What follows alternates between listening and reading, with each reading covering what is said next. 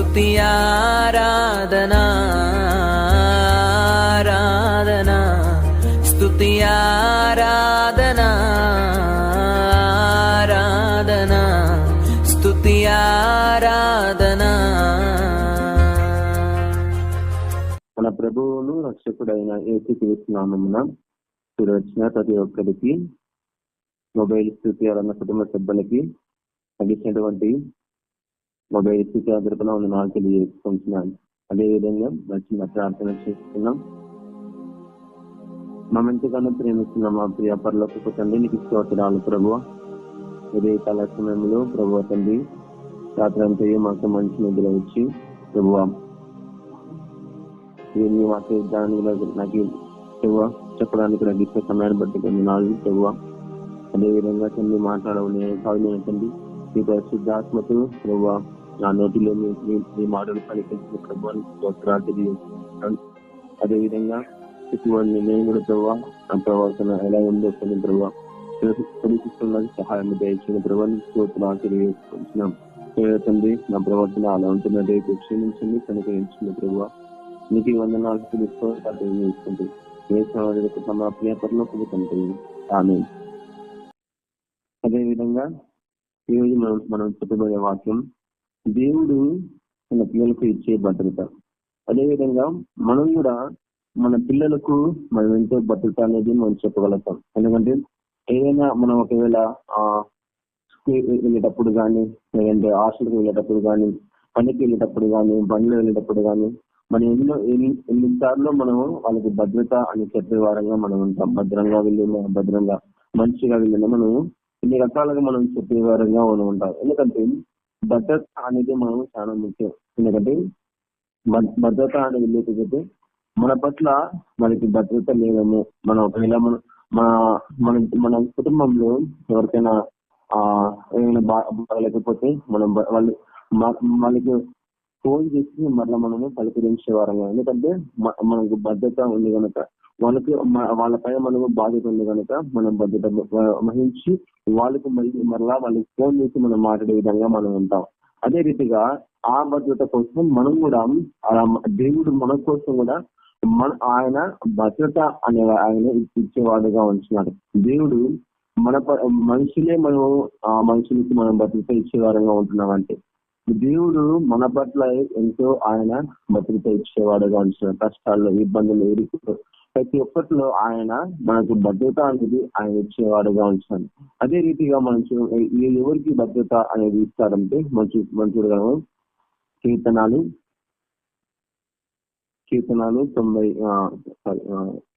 34వ అధ్యాయము, కీర్తనాలు 34వ అధ్యాయము 7వ వచనం చూస్తున్నట్టయితే,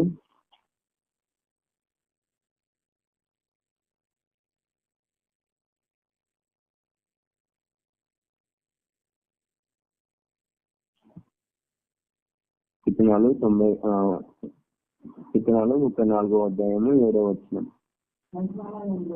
యెహోవా యందు భయభక్తులు గల వారి చుట్టూ ఆయన దూత కావలి ఉండి వారిని రక్షించును.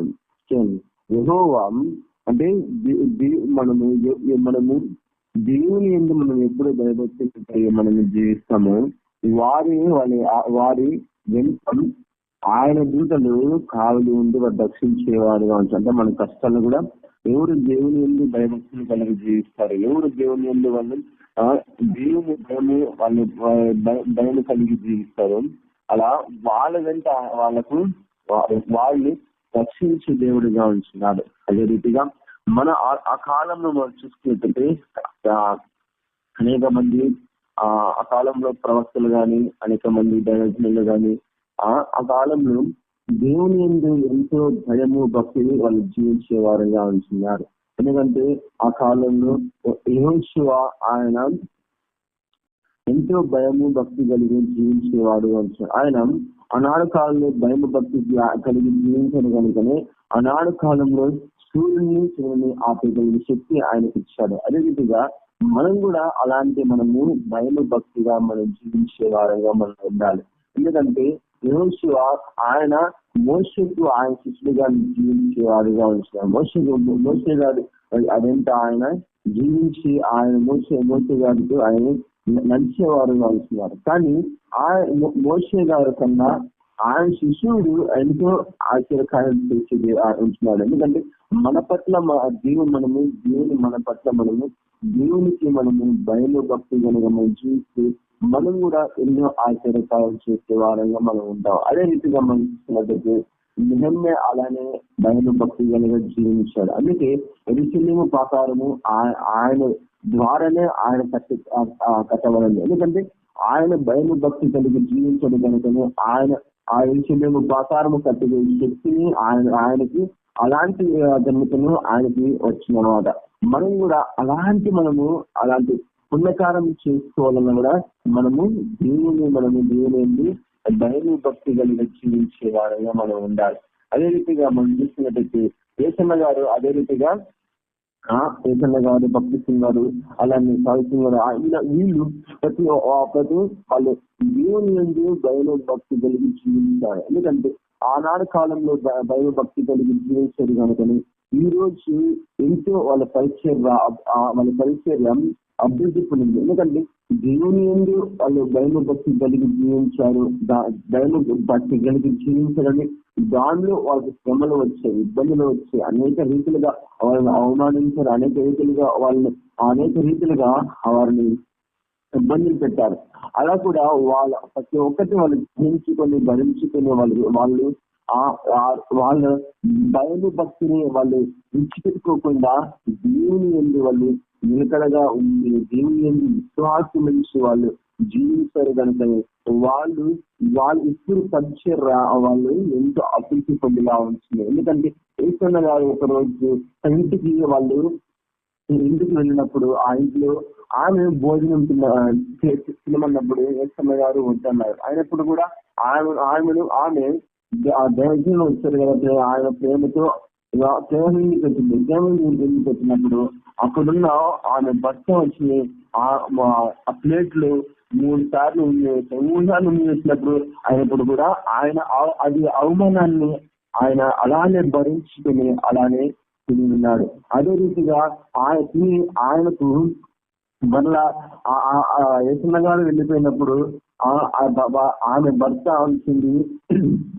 అంటున్నాడు, ఈయన యవనస్తుడు కదా, ఇంత బాగా భరిస్తున్నాడు, బాగా ఉన్నాడని ఆమెతో ఉన్నప్పుడు ఆమె మా పాస్టర్ అన్నప్పుడు నేను కూడా చర్చికి వస్తాను అని ఆమె మారు మనసు పొందాడు. ఎందుకంటే మన ప్రవర్తనలో కూడా మనము భయం భక్తి కలిగి జీవిస్తే అవతల వాళ్ళు కూడా వాళ్ళు నమ్మేవారుగా ఉంటున్నారు. అదే రీతిగా ఏసన్న గారు అదే రీతిగా చేశాడు. అందుకే ఆయన ఊహించినప్పుడు కూడా ఒక మాట అన్నాడు, ఒక మాటను ఆయన తిట్టలేదు, ఒక మాట ఆయనను అవమానించలేదు. అందుకే ఆయన ఉమ్మవేశాడు, కానీ ఆ ఉమ్మవేసినప్పుడు కూడా మరలా అదే ప్లేట్లో నింటున్నాడు. ఎందుకంటే ఆ అవమానాన్ని భరించాడు కనుకనే, ఆ బాధను భరించాడు కనుకనే ఈ రోజు వాళ్ళ పరిస్థితి అభివృద్ధి పొందింది. ఈ రోజు మనం కూడా అలాంటి బాధను కష్టాలను భరించే వారంగా, అలాంటి మనము సహించుకునే వారంగా మనం ఉండాలి. ఎప్పుడు మన బాధను భరిస్తాము, ఎప్పుడు మన కష్టాలను భరిస్తాము, అప్పుడే మన పట్ల దేవుడు ఆయన నిలకడగా మన పట్ల మనం ఉండే వారంగా మనం ఉంటాం. అందుకే మనము భయం భక్తి అనేది ఎంతో ప్రాముఖ్యంగా మన జీవితంలో అనేది ఉండాలి. ఎందుకంటే ఒక రోజు మనం బయటకు వెళ్తున్నప్పుడు చక్రం పనిచేయకపోతే మనం ఎంతో బాధపడతాం. మళ్ళా ఆ చక్రం మళ్ళీ కొత్తగా తెచ్చుకోవడం, లేకపోతే పంచర్ అయిపోతే మళ్ళా పంచర్ తెచ్చుకోవడం, లేకపోతే గాలి తీసుకుని ఆ బండికి మళ్ళా తీసుకుని మనం వెళ్లే వారంగా ఉంటాం. అదే రీతిగా మన జీవితంలో కూడా 2 చక్రాలు, ఆ 2 చక్రాలు కూడా భయం భక్తి అనేది మనం ఎంతో ప్రాముఖ్యంగా మనం ఉంటాం. ఎందుకంటే 2 చక్రాల్లో ఒక చక్రం పనిచేయకపోతే మనం ఎంతో మనం దేవునికి సాపక్షిగా మనం ఉంటాం. ఎందుకంటే 2 చక్రాలు పనిచేయాలి, 2 చక్రాలు పనిచేస్తేనే మనం ముందుకు సాగే వారంగా మనం ఉంటాం. ఒకవేళ 2 చక్రాలు ఒక చక్రం పనిచేయకపోతే ఆ చక్రం మనము సరి చేసుకుని మరలా ఆ చెక్క మనము గాలి పట్టించుకొని ఒకవేళ పంచర్ అయిపోతే మనం పంచర్ వేయించుకొని కూడా ఆ బండిని మనము ఎందుకు తీసుకుని వెళ్ళే వారంగా మనం ఉంటాం. అదే రీతిగా మన జీవితంలో కూడా మనము దేవునికి భయం భక్తి మనము ఇవన్నిటి మనము ఆచరించి ఆ ప్రకారంగా నడుచుకునే వారంగా మనం ముందుకు వెళ్లే వారంగా మనం ఉండాలి. అందుకే మనము ఈ భయం భక్తి మనము ఎప్పుడు దేవుని మనము జీవిస్తామో అప్పుడు మన జీవితంలో ఆయన ఆశ్చర్యకాలను చేసే దేవుడిగా ఉంటున్నాడు. అందుకే ఏమంటున్నాడంటే యెహోవా యందు భయభక్తులు గల వారి చుట్టూ ఆయన దూత కావలి ఉండి వారిని రక్షించును. ఎందుకంటే ఎవరు దేవుని యందు యెహోవా యందు దేవుని మనం భయభక్తులు కలిగి మనం జీవిస్తామో శ్రమలలో ఇబ్బందుల్లో ఎదుర్కొన్న ప్రతి ఒక్కరి విషయంలో ఆయన దూత కావలి ఉంది నన్ను ప్రతి ఒక్కరిని ఆయన రక్షించే దేవుడుగా ఉంటున్నాడు.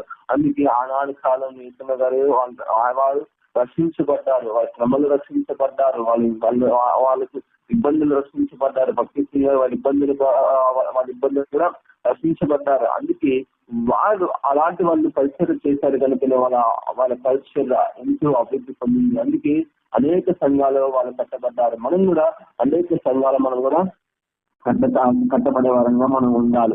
ఎందుకంటే మన జీవితాల్లో మనం ఎంతో ప్రాముఖ్యంగా మనము దైవ భక్తిని మనం జీవించే వారంగా మనం ఉండాలి. అందుకే ఇక్కడ 6వ వచనంలో అంటాడు కదా దావీదు గారు 6వ వచనంలో అంటాడు, ఈ దీనుడు మొరపెట్టగా యెహోవా ఆలకించును, అతని శ్రమలన్నిటిలో నుండి అతన్ని రక్షించేది. ఎందుకంటే మనము మనుషులు సామాన్యమైన మనుషులు మాత్రమే. ఎందుకంటే ఎందుకంటే మన జీవత్వం గురించి ఆయనకు తెలుసు, మన పరిస్థితి ఆయనకు తెలుసు, మన బాధలు ఆయనకు తెలుసు, ప్రతి ఒక్కటి ఆయన సమస్యలు ఎదిగిన గనుక ఆయనకి ఈ దేవుడు మొరపెట్టగా యెహోవా ఆలకించును. అంటే మన విశ్వాసం నుంచి మన భయభక్తులు కలిగి మనము మొరపెడతాము. మన జీవితంలో మనం ఎప్పుడు మొరపెడతాము, మన కష్టాలు ఆయన తీర్చే దేవుడిగా ఉంటున్నాడు. ఎందుకంటే మనము మొరపెట్టే వారంగా మనం ఆశ్రయించే వారంగా మనం ఉండాలి. అందుకే ఇక్కడ మనము ఏదైనా ఒకవేళ కష్టం వచ్చిందనుకో, ఏదైనా మనకు బాధ వచ్చిందనుకో, ఇంట్లో మనకు కొద్దుగా ఉందనుకో, మనము దేవునికి మొరపెట్టే వారంగా మనం ఉండాలి. అందుకే మన జీవితాల్లో ఆయన మొరపెట్టే వారంగా మనం ఉండాలి. మనం ఎందుకంటే ఏదో కష్టం వచ్చింది కదా, అయ్యో నా కూతురు నన్ను ఇబ్బంది పెట్టింది, అయ్యో నా కొడుకు నన్ను వెలివేశారు, నా కూతురు వెలివేసింది, నన్ను అనేక మందిని అవమానించారు, అయ్యో అనేక మంది నన్ను ఎదుటాలు చేశారు, అనేక మందిని అందరూ నన్ను చేత పని చేసి అనేక రీతిలో ఇబ్బందులు పెడుతున్నాను ఒకవేళ అనుకోవచ్చు. కానీ దేవుడు మీతో మాట్లాడుతున్నాడు. అందుకే దేవుడు దావీదు గారితో అంటున్నాడు, దీనుడు మొరపెట్టగా యెహోవా ఆలకించును. అదే రీతిగా మనం కూడా మన ప్రార్థన మనం కూడా మొరపెట్టవాలి. మన దేవుని ఏదైతే మనం మొరపెట్టే అప్పుడు మన జీవితం గురించి మన ప్రవర్తన గురించి ఆయన మన ప్రార్థన ఆలకించే దేవుడిగా ఉంటున్నాడు. అందుకే యెహోవా యందు మనం భయభక్తులు కలిగి జీవించని మనము మొరపెట్టే వారంగా మనం ఉండాలి. అదే రీతిగా మనము ఎప్పుడు దేవుని యందు దీనంగా మనము మొరపెడతామో అప్పుడు మన ప్రవర్తన ఆయన చూసే దేవుడిగా ఉంటున్నాడు. మన ప్రవర్తన చూసి మన ఆలోచన చూసి ఆయన రక్షించే దేవుడిగా ఉంటున్నాడు. అందుకే దేవుడు అంటాడు, మనము దేవుని యందు మనము భయభక్తులు కలిగి జీవించే వారంగా మనం ఉండాలి. అందుకే మళ్ళీ అతన్ని శ్రమలన్నిటిలో నుండి అతన్ని రక్షించే. ఎందుకంటే ప్రతి ఒక్కటి శ్రమలలో, ఇబ్బందుల్లో, ఎరుకుల్లో ఆయన రక్షించే దేవుడిగా ఉంటున్నాడు. అందుకే అంటున్నాడు, మన జీవితాల్లో మనము ఏదైనా మనకు ఏదైనా కష్టం వచ్చినందుకు, ఏదైనా అప్పులు బాగు, లేకపోతే ఏదైనా ఒక విషయం మనకి ఏదైనా శ్రమలు వచ్చాయనుకో, ఆ శ్రమల నుంచి ఆయన రక్షించే దేవుడిగా ఉంటున్నాడు. ఎందుకంటే ఈ శ్రమల నుంచి మనకు శ్రమలు వచ్చాయని మనం దేవునికి దూరం కావకూడదు, శ్రమలు వచ్చాయని మనకి దేవునికి మనం విడిచిపెట్టకూడదు, శ్రమలు వచ్చాయని దేవుని మందిరానికి వెళ్లకుండా ఉండకూడదు, శ్రమలు వచ్చాయని మన దేవుని పాటలు పాడుకుని ఉండలేను, శ్రమలు వచ్చాయి నేను దేవుని మందిరానికి వెళ్ళను, శ్రమలు వచ్చాయి నేను దేవునికి నేను సమర్పించుకోను అని అనేక మంది అనుకుంటారు. ఎందుకంటే ఆ శ్రమలలో దేవుని ఆయన బలపరిచే దేవుడిగా ఉంటున్నారు. అందుకే మనకి మనం సేవ చేస్తున్నాం, మన పరిచయం చేస్తున్నాం, ఈ శ్రమలు అనేది మనకి ఎంతో మనము మన విశ్వాస జీవితంలో శ్రమలు అనుకూలంగా ఉంటాయి. ఆనాడు కాలంలో పౌలుకు ఒక ముళ్ళు పెట్టి, ఎందుకంటే ఆయనకు ముళ్ళు పెట్టినప్పుడు ఆయన ఎత్తులు పడకూడదు, అంటే ఆయన గౌరవించకూడదు. ఎందుకంటే ఆయన ఎన్నో ఆయన పుస్తకం రాశాడు. కనుకనే ఆయన అలాంటి నేను గౌరవంగా ఉండకూడదు, నేను ఎత్తులు పడుకోకుండా ఉండాలంటే ఆయన ఒక ముళ్ళు పెట్టాడు. అలాంటి జీవితం కూడా మనం కూడా ఒక ముళ్ళు పెట్టి ఉంచాడు. అందుకే మన జీవితంలో ఒక ముళ్ళు పెట్టాడు. ఆ ముళ్ళు ఎందుకు పెట్టాడంటే మన విశ్వాసము, అంటే పాతం దొంగలించకుండా మన విశ్వాసము మన విశ్వాసం ఏమైపోతుందంటే మన జీవితంలో అన్ని బాగున్నాయనుకో మనము దేవునికి దూరం అయిపోతాం. అన్ని బాగున్నాయనుకో మనం ప్రార్థన చేస్తాం. అన్ని బాగున్నాయనుకో దేవుని మందిరానికి మనం వెళ్ళలేం. అన్ని బాగున్నాయనుకో దేవుని ప్రార్థన చేసుకున్న మనం ప్రార్థన చేస్తున్నాం. అందుకే ప్రతి ఒక్కరితో ఆ యొక్క ముళ్ళు పెట్టాడు. ఆ ముళ్ళు ఎందుకు పెట్టాడంటే దేవుని ఎందు వాళ్ళు భయభక్తులు జీవించాలని ఒక ముళ్ళు పెట్టాడు. అందుకే మనం కూడా మనకు శ్రమలు వచ్చాయి కదా అని మనం వెళ్ళిపోకూడదు. శ్రమలు వచ్చాయని మనం దేవునికి దూరం అయిపోకూడదు. ఎందుకంటే మనము శ్రమలు వచ్చాయి, శ్రమలు ఇబ్బందులు వచ్చాయి, ఇరుకులు వచ్చాయి, మనము కానీ దేవుని ఎందు మనము భక్తిని భక్తి మనం జీవించే వారంగా మనం ఉండాలి. మన విశ్వాసంగా మనం జీవించే వారంగా మనం ఉండాలి. అందుకే అనాథ కాలంలో అనేక మంది ప్రవక్తలు, అనేక మంది వాళ్ళ రాజులు దేవుని ఎందు భయభక్తులు కలిగి జీవించే వారంగా ఉంటున్నారు. అలాంటి మనం భయభక్తులు కలిగి జీవిస్తే ఆయన మన పట్ల ఎన్నో చేసే దేవుడుగా చూసినట్టు. అది కీర్తనాలు 91వ అధ్యాయము, కీర్తనాలు 91వ అధ్యాయము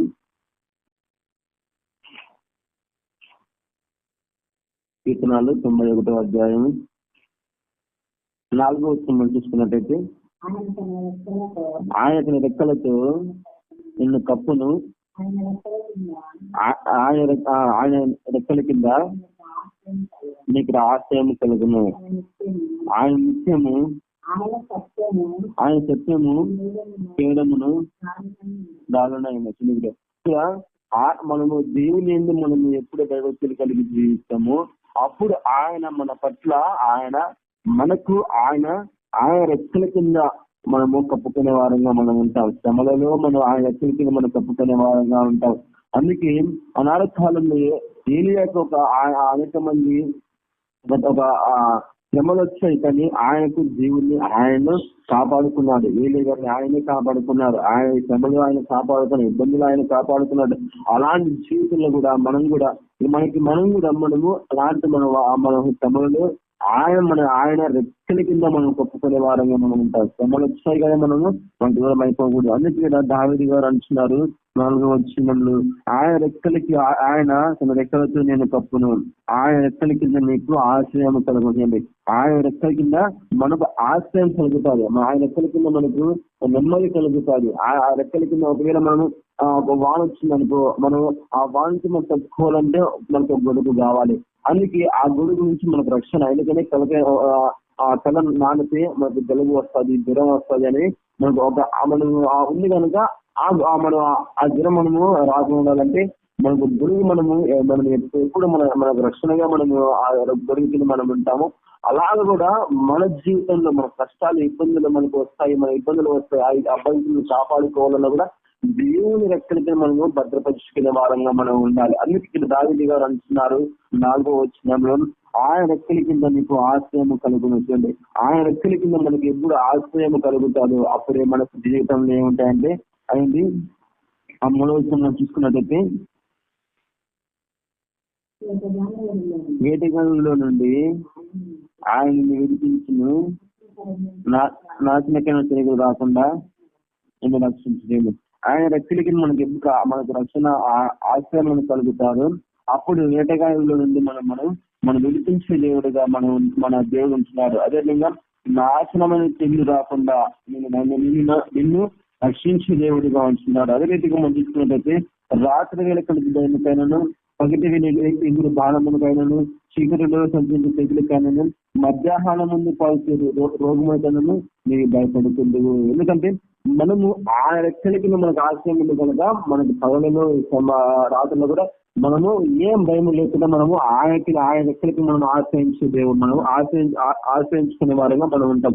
అందుకు మనం ఆయన రెక్కలకి మనం భద్రపరుచుకునే వారంగా మనం ఉంటాం. అందుకే ఆయన మనం ఎప్పుడు మన భయభక్తులు కలిగి జీవిస్తామో ఆయన రెక్కలకి మనకు ఆశ్రయం అనేది కలిగించే వారుగా దేవుడు ఉంటున్నాడు.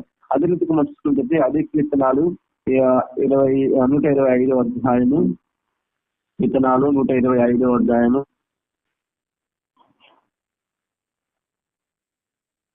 125వ అధ్యాయము 2వ వచనం చూసినట్లయితే, యెరూషలేము చుట్టూ పర్వతం ఉన్నట్టు యెహోవా ఇది మొదలుకొని నిత్యము తన ప్రజల చుట్టూ ఉండును. యెహోవా దేవుడు ఇది మొదలుకొని నిత్యము మన మన చుట్టూ ఆయన ఉండే దేవుడిగా ఉంటున్నాడు. అంటే మన చుట్టూ ఆయన ఉంటున్నాడు. అంటే ఆయన దూతలు మన చుట్టూ ఉంటున్నాయి. అంటే ఏదైనా మన పిల్లలు ఏదైనా కానీ మనం ఒకవేళ ఏదైనా కావాలన్నా కూడా ఆ పిల్లలు మన పిల్లల చుట్టూ ఒక తల్లి అయిన తండ్రి కానీ ఎలాగా మనం ఉంటామో అలా దేవుడు కూడా ఏదైనా కావాలేమో, ఏదైనా వాళ్ళకి ఏదైనా తక్కువగా ఉందేమో, కొద్దిగా ఉందేమో, కష్టం ఉందేమో, ఇబ్బంది ఉందేమో, ప్రతి ఒక్కటి ఆయన దేవుడు మన చుట్టూ ఆయన దూతలను మన చుట్టూ ఉంచే దేవుడిగా ఉంటున్నాడు. అదే రీతిగా ఒక తండ్రి కొడుకు బాధపడకూడదని, ఒక తండ్రి వాళ్ళ కొడుకు అయితే బాధపడకుండా ఉండాలని తండ్రి ఎంతగానో కష్టపడి ఆయన సంపాదించి కొడుకుకి ఏది తక్కువ కాకుండా ఆ తండ్రి ఎలాగా ఆ కొడుకుని చుట్టూ ఏదైనా కావాలన్నా కూడా ప్రతి ఒక్కటి సమర్పించుకుంటాడు. అలాగా దేవుడు కూడా మన చుట్టూ ఆయన సమర్పించుకునే దేవుడిగా ఉంటున్నాడు. అది ఎప్పుడంటే మనము దేవుని మనము భయభక్తులు కలిగి జీవిస్తే అప్పుడు మన చుట్టూ మనకి ఏదైనా కావాలన్నా ప్రతి ఒక్కటి ఆయన సమర్పించే దేవుడుగా, ఏదైనా మనకి ఏదైనా ఒక ఆశ్రయం కావాలన్నా ఆయన ఆశ్రయించే దేవుడిగా ఉంటున్నాడు. అందుకే మనము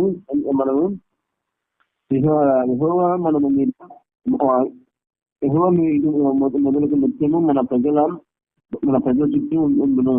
ఎందుకంటే ఆయన ఇది మొదలుకొని అంటే మనం ఈ రోజు మనం మొదలుకొని ఆయన చుట్టూ మనము ఆయన మన చుట్టూ ఆయన ఉండే దేవుడిగా ఉంటున్నాం. మనం కూడా అలాంటి మనము యెహోవాను మనం నమ్ముకు ఉంచే వారంగా మనం ఉండాలి. అందుకే ప్రజలక నిత్యము స్వీయను పొందవలే ఉంటుంది. ఎందుకంటే మనము దేవుని మనం నమ్మి ఎప్పుడు ఉంటామో, మన విశ్వాసం ఎప్పుడు మన జీవితం ఉంటామో, మన విశ్వాసాన్ని ప్రజలక నిత్యము స్వీయను పొందవాలి అని ఎలా ఉంటుందో అలాగే మనం మన విశ్వాసం మనం కాపాడుకునే వారంగా మనం ఉండాలి.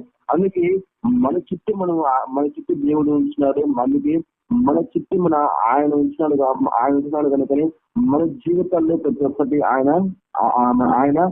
మన సంతోషంగా మనం జీవించే వారంగా ఉంటున్నాం. అందుకే ఆనాడ కాలంలో యోగుకి ఎన్నో శ్రమలు వచ్చాయి, ఇబ్బందులు వచ్చాయి. కానీ ఆ యోగుగా చుట్టూ దేవుడు ఉంటున్నాడు. అందుకే సాతాడు ఆయన ప్రాణాన్ని దొంగలించలేదు, యోగు గారికి ఆయన ప్రాణాన్ని తీసుకొని పోలేదు.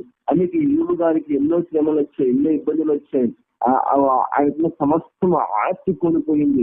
అదే విధంగా ఆయనకు అనారోగ్యం అయిపోయాడు. కానీ వాళ్ళ భార్య అంటుంది, ఇప్పటికైనా దేవుని దూషించి ఇప్పటికైనా నువ్వు దేవుని దూషించేసి నువ్వు రా అన్నప్పుడు యోగు గారు అంటారు, మూర్ఖంగా నువ్వు మాట్లాడద్దు. ఎందుకంటే మనం కీడు మాత్రం కీడు మనం అనుభవించాలి, వీలు అనుభవించాలంగా మనం ఉండాలి. ఎందుకంటే శ్రమలు మనం ఎప్పుడు మనం అనుభవిస్తాము అప్పుడే మన విశ్వాసం దృఢంగా ఉంటుందని మనం విశ్వసించాలి. ఎందుకంటే నాలుగు దేవుడు దానికి ఎంతో ఆయన విశ్వసించాలి. దేవుని విశ్వాసంగా జీవించి దేవుని ఎందుకు భయభక్తులు కలిగి జీవించాలి కనుకనే ఆ విశ్వాసాన్ని ఆయన పరిష్కరించాలి. ఆయన ఉంటాడా ఉండడా అని. ఎందుకంటే మన విశ్వాసాన్ని దేవుడు పరిష్కరించే దేవుడుగా ఉంటుంది. ఎందుకంటే పరిష్కరిస్తాడంటే ఇతను విశ్వాసం మన ఈ శ్రమకి తట్టుకొని ఉంటాడా ఉండడాన్ని ఆయన ప్రతి ఒక్కటి ఆ శ్రమలు పెట్టే దేవుడిగా ఉంచుతాడు. ఎందుకంటే మనం ఎప్పుడు శ్రమల్లో మనం విజయం పొందుతామో అప్పుడు దేవుని మనం ఇంకా నమ్మకముగా మనం ఉంటామని మనం గ్రహించాలి. అందుకే అనాది కాలంలో అలాంటి యోగులకు వచ్చాయి, ఎన్నో శ్రమలు వచ్చాయి. కానీ ఆయన భయభక్తులు కలిగి జీవించాడు కనుకనే ఆయనకు మరలా రెండింతలుగా ఆయనకు ఆశీర్వదించే దేవుడిగా ఉంచుతాడు. అదే రీతిగా మనం కూడా మనం కూడా మన శ్రమలో మనము దేవుని మనం మొరపెట్టే వారంగా మనం ఉండాలి. అందుకే మనం ఎప్పుడు దేవుని ఎప్పుడు మన దైవత్వం కలిగి జీవిస్తాము. ఆయన ఎక్కడికి మనము కప్పుకునే వారంగా మనం ఉంటాం. ఆయన మరలా ఆయన మన చుట్టూ ఆయన కాపదల ఉంచేవాడుగా అవసరం. అదేవిధంగా చూస్తున్నట్లయితే లూకాసు వార్త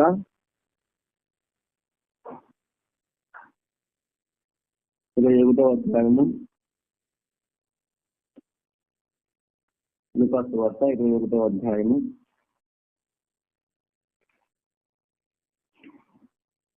18 చూసినట్లయితే 21:18 కానీ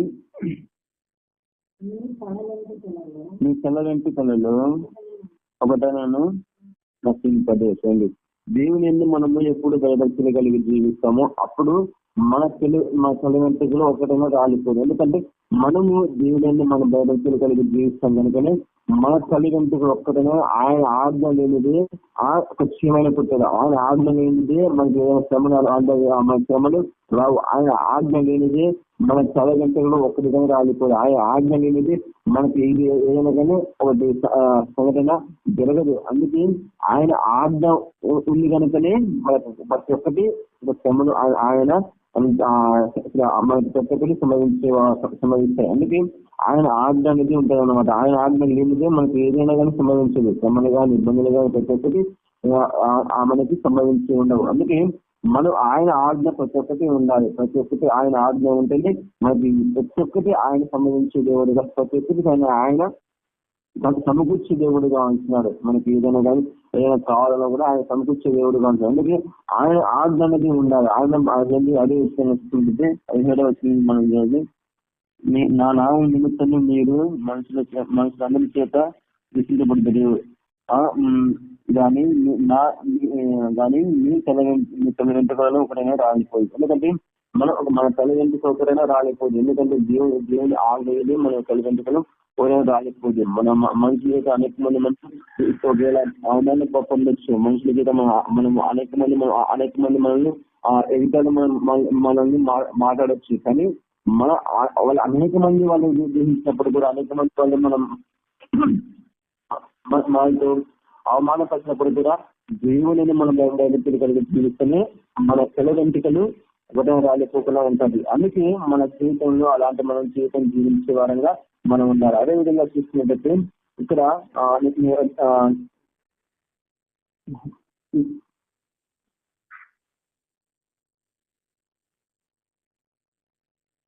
14వ అధ్యాయము 21 చూసినట్లయితే నిర్గమకాండము 14:21. 14వ అధ్యాయము నిర్గమకాండము 14వ అధ్యాయము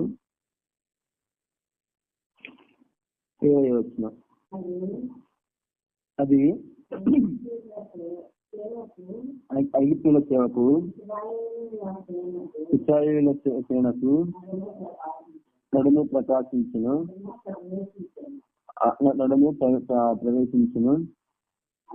అది మేఘము కనుక వారికి చీకటి కలిగిను గాని రాత్రి అది వీరికి వెలిగించిన కనుక ఆ రాత్రి అంటే ఐగుప్తీయుల సేన ఇశ్రాయేలును సమీపించలేదు. ఎందుకంటే చూసినట్టయితే మోషే ఇక్కడ ఇజ్రాయెల్ ప్రజలను కాపాడాలని అక్కడున్న ఫరో రాజు నుంచి కాపాడాలని మోషే గారు ఒక ప్రయత్నం చేస్తున్నారు. విధంగా చూసినట్టే 15వ వచనం కూడా 15వ వచనం మనం చెప్పుకున్నట్టే అంతలో యెహోవా మోషేతో నీవే నాకు మొదలుపెట్టుచున్నావు సాగుతోడి అని ఇశ్రాయేలుకు చెప్పుము. నీవు నీ కర్రని ఎత్తి ఆ సముద్రపు వైపు నీ చేయి చాపి దాన్ని పాయలుగా చేయము. అప్పుడు ఇశ్రాయేలు సముద్రపు మధ్యము 6 నెలల మీద నడిచిపోవచ్చు. ఇక్కడ ఇశ్రాయేలు ప్రజలను కాపాడాలని ఆయన మోషే గారు ప్రార్థన చేస్తున్నారు. ఇజ్రాయేలును కాపాడాలని, ఉన్న ప్రజలను కాపాడాలని మోషే గారు ప్రార్థన చేసినప్పుడు సముద్రం 2 పాయలుగా చీలింది. ఆరిన నేలగా ఉంది. అట్లా అలా నేల మీద నడిపించే దేవుడుగా ఉంటున్నారు. అందుకే మన శ్రమలో కూడా ఆయన నడిపించే దేవుడుగా ఉంటున్నారు. అందుకే ఆనాటి కాలంలో ఇజ్రాయెల్ ప్రజలకు శ్రమలు వచ్చాయి, ఇబ్బందులు వచ్చాయి. ఆ రోజు కాలంలో ఫరో ఐగుప్తు రాజు ఉన్నప్పుడు వాళ్ళ శ్రమలు తక్కువగా ఉన్నాయి. అదే ఐగుప్తు రాజు స్థానంలో ఫరో రాజు ఎప్పుడు వచ్చాడో, ఆ ఫరో రాజు వచ్చినప్పుడు ఇజ్రాయెల్ ప్రజలకు అనేక శ్రమలు ఎక్కువైపోయాయి. శ్రమలు వాళ్ళు ఎక్కువ అయిపోయి, వాళ్ళు ఇబ్బందులు ఎక్కువ అయిపోయి వాళ్ళు అంటారు, ఈ శ్రమకు తాళలేక యెహోవాకు మొరపెట్టాను. అందుకే కీర్తనలు 107వ అధ్యాయము 107వ అధ్యాయంలో ఉంటుంది. ఎందుకంటే మనము వాళ్ళ శ్రమలో తాళలేక దేవునికి మొరపెట్టే వారుగా ఉంటున్నారు. అందుకే దేవునికి మొరపెట్టారు కనుకనే మోషే గారు వాళ్ళని కాపాడాలని మోషే గారు దేవుడు పంపించినాడు. అందుకే వాళ్ళు మన శ్రమలు, మనం ఇబ్బందులు దేవునికి మనం మొరపెట్టే వారంగా మనం ఉండాలి. అందుకే ఇక్కడ దేవుడు మన పట్ల మన శ్రమలో ఆయన కాపాడుకునే వారంగా ఉంటున్నాడు. మన శ్రమలో, మన ఇబ్బందులు ఆయన కాపాడే దేవుడుగా ఉంటున్నాడు. అందుకే ఆనాటి కాలంలో ఇస్రాయేల్ ప్రజలకు వాళ్ళ శ్రమలు వచ్చాయి, ఇబ్బందులు వచ్చాయినప్పుడు దేవుడు ఎలాగ కాపాడాడు, అలా మన జీవితంలో కూడా ఆయన మన జీవితం కూడా కాపాడే దేవుడుగా ఉంటున్నాడు. అందుకే మన జీవితంలో మనకు శ్రమలు వచ్చాయి, శ్రమలను దేవుని మనం దూరమైపోకుండా మనం విశ్వసించి మనము దేవుని మనము నిరకలుగా జీవించే వారంగా మనం ఉండాలి. అదే విధంగా చూసుకున్నట్లయితే ఎజ్రా 8:31 వచ్చిన చూసుకున్నట్లయితే,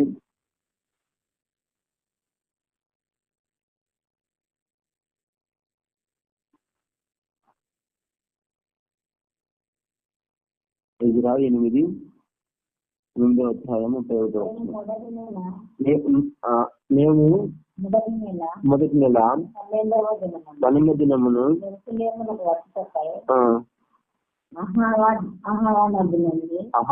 నది నుండి బయలుదేరగా మా దేవుని హస్తము మాకు తోడుగా ఉండి శత్రువుల చేతుల నుండి మార్గమందును పొంచిన వారిని చేతుల నుండి మమ్మల్ని తప్పించినందున మేము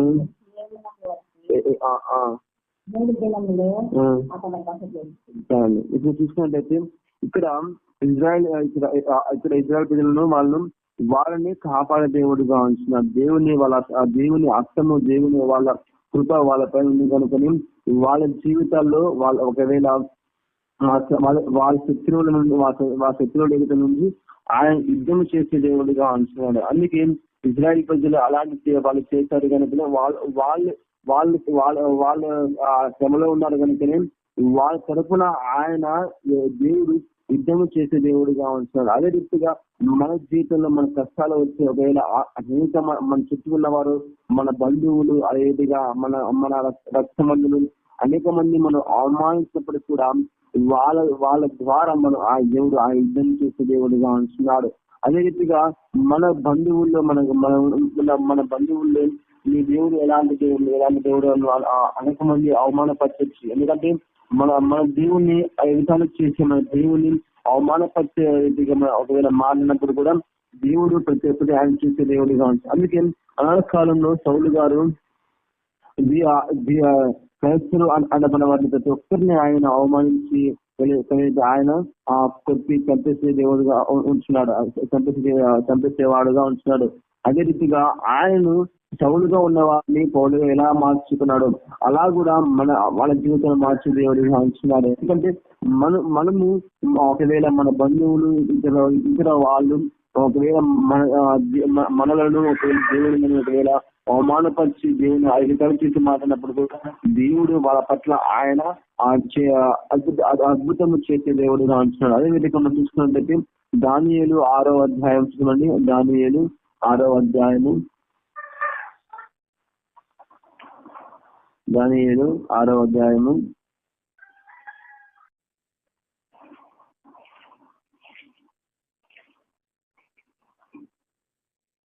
6వ అధ్యాయము 22వ చూసినట్టయితే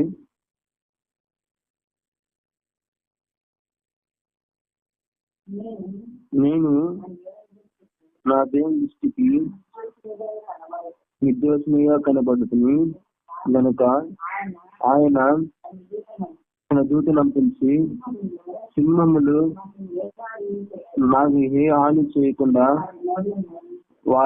వాటి నోలను మోయించును. రాజా, నీ దృష్టికి నేను నేరము చేసిన వాళ్ళను కాను కదా అని చెప్పాను.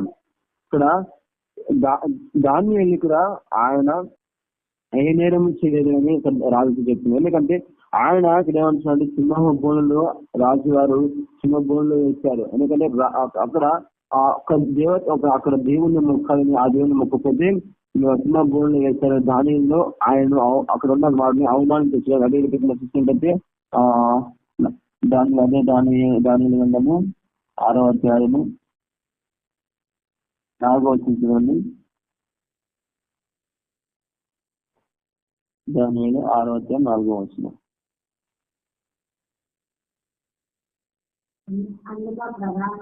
అందుకు ప్రధానులను, అధిపతులను రాజ్యపాలన విషయంలో దానియేలు మీద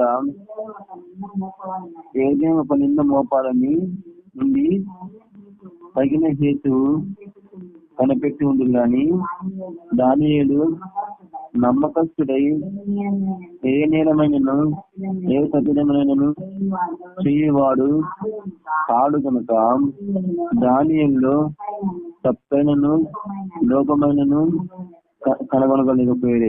ఎందుకంటే దానియేలు ఎంతో నమ్మకస్తులుగా ఎంతో ఆయన నమ్మకంగా జీవించాడు కనుక అక్కడ ప్రజల్లో ఆయన తప్పైనను ఆయనకు వాళ్ళకు కనబడలేదు.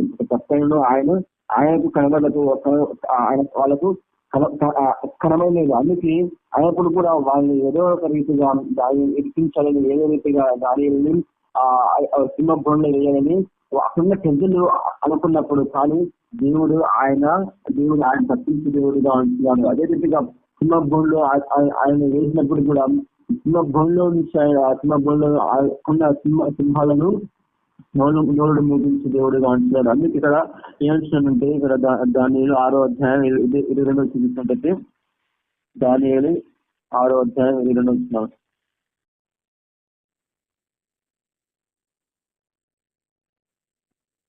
దానియేలు 6వ అధ్యాయం 22 చూసినట్టయితే, నేను నా దేవుని దృష్టికి నిర్దోషిగా కనబడుతుంది కనుక ఆయన తన దూతను పంపించి సింహములను నాకు ఏ హాని చేయకుండా వాడిని ముగించేది. ఎందుకంటే ఆయన దూతను పంపిస్తాడు దేవుడు. ఎందుకంటే ఆ సింహబోలో ఉన్నప్పుడు దానియేలు ఉన్నప్పుడు దేవదూత సింహబోలో వచ్చి సింహబోలో ఉన్న సింహాలను, ప్రతి ఒక్కటి సింహాలను ఆయన దేవదూత మోహించి దేవుడు అంటున్నారు. అదే రీతిగా మన జీవితంలో కూడా కష్టాలు ఇబ్బందులు వచ్చినప్పుడు కూడా మన జీవితంలో కూడా మన కష్టాలు ఇబ్బందులు దేవదూత వచ్చి మన కష్టాలు తీర్చేది ఆయన ఇచ్చినాడు. అందుకే ఒకవేళ ఏదైనా అనేక మంది నిన్ను అవమానించినప్పుడు కూడా వాళ్ళ నోరు మోహించి దేవుడిగా ఉంచింది. అదే రీతిగా సింహములో ఎలాగా నోరు మోహించాడో దేవుడు, అలాగా మన జీవితాలు కూడా మన కష్టాలు ఇతరుల అవమానించి ఇతర మనం ప్రతి ఒక్కరిని ఆయన నోరు ముగించి దేవుడిగా ఉంటున్నాడు. అదే రీతిగా మనం కూడా అలాంటి మనము దానియేలు ద్వారా ఎలాగ మనము జీవించాడో అలాగా మనము ఏ నిర్దేశము ఏ పాపము చేయకుండా మనము జీవించే వారంగా మనం ఉన్నాం. అదే రీతిగా మనం చూసుకున్నట్టయితే లాస్ట్ వస్తువు మనం చూసుకొని ముగించుకున్నాం. దానియేలు గ్రంథము 3వ అధ్యాయము, దానియేలు గ్రంథము 3వ అధ్యాయము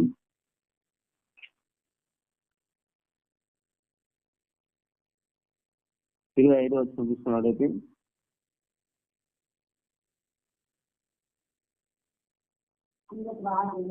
అందుకు రాజు నేను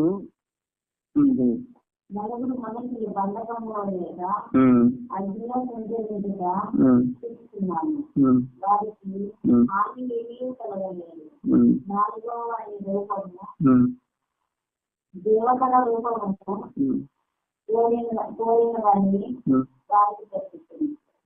ఇక్కడ చూసుకున్నట్టయితే ఇక్కడ ఏమంటున్నారంటే అక్కడ ఉన్న అక్కడ షడ్రకు మెషకు అక్కడ రాజు ఏమంటున్నాడంటే ఒక విగ్రహాన్ని చేసి ఆ విగ్రహాన్ని మొక్కపోతే అగ్నిగుండంలో వేశాయని అక్కడ ఉన్న ప్రతి ఒక్కరిని అన్నప్పుడు ప్రతి ఒక్కరూ మొక్కారు. కానీ ఈ ముగ్గురు ఎందుకు మొక్కలేదంటే దేవుని విశ్వసించారు కనుక ఆ విగ్రహాన్ని మొక్కలేకపోయారు. అందుకే ఈ ముగ్గురును అగ్నిగుండంలో వేయాలని అనుకున్నప్పుడు అక్కడ 4వ వ్యక్తిగా అక్కడ దేవునితో అక్కడ ప్రత్యక్షమైన. అందుకే అక్కడ కూడా షడ్రకు మెషకుని వాళ్ళు ఒక వెంట్రుకైనా కాలిపోకుండా వాళ్ళు వేసుకున్న బట్టలు కానీ ఒక చిన్నగా ఆయన రంధ్రం పడకుండా ఆయన అగ్నిగుండంలో కూడా ఆయన వాళ్ళ ముగ్గురి వెంట ఆయన రక్షించే దేవుడుగా ఉంచున్నాడు.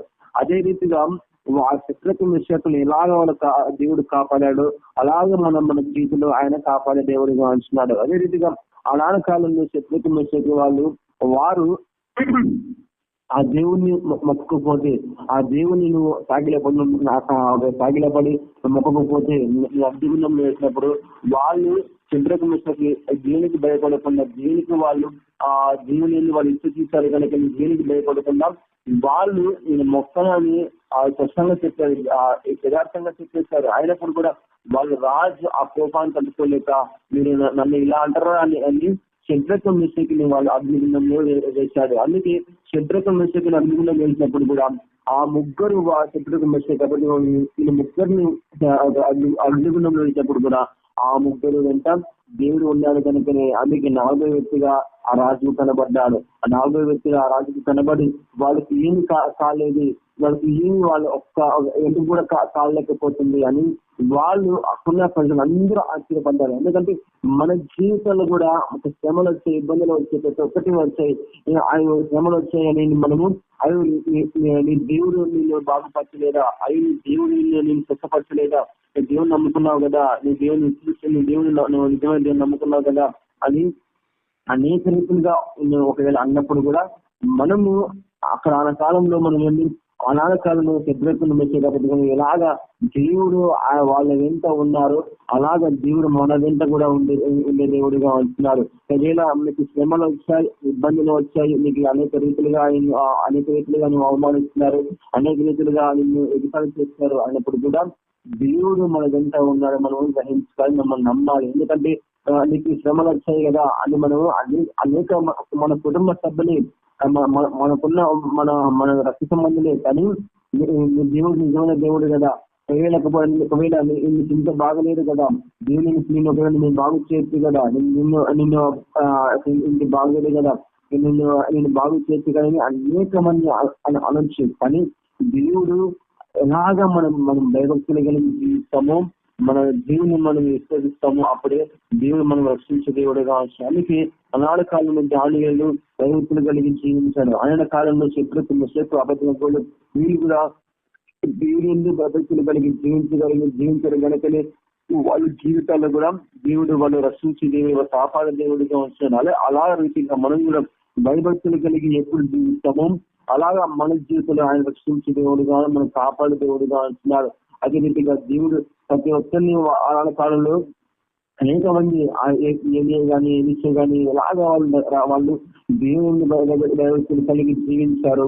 అలాగా వాళ్ళు దేవుని మంది వాళ్ళు దేవుడు కాపాడే దేవుడిగా వచ్చారు. అదే రీతిగా మనం కూడా అలాంటి జీవితము జీవించే వారంగా అలాంటి మనము భయభక్తులు కలిగి మనము ఉండే వారంగా మనం ఉండాలి. అప్పుడే మన దేవుని ఏంటి మనకు భద్రత అనేది వస్తుంది. దేవుని ఏంటి మనకు భద్రత నుండి మన ఆయన రెక్కల కింద మనము నివాసం ఉన్నట్టుగా మనము ఉండే వారంగా మనం ఉంటాం. అదే విధంగా మనం ఎప్పుడు దేవుని మన భయభక్తులు కలిగి జీవిస్తామో అప్పుడే దేవుడు మన పట్ల ఆయన భద్రత వహిస్తాడు. అందుకే నాకు ఈ వాక్యాన్ని బట్టి నేను వందనాలు తెలియజేస్తున్నాను.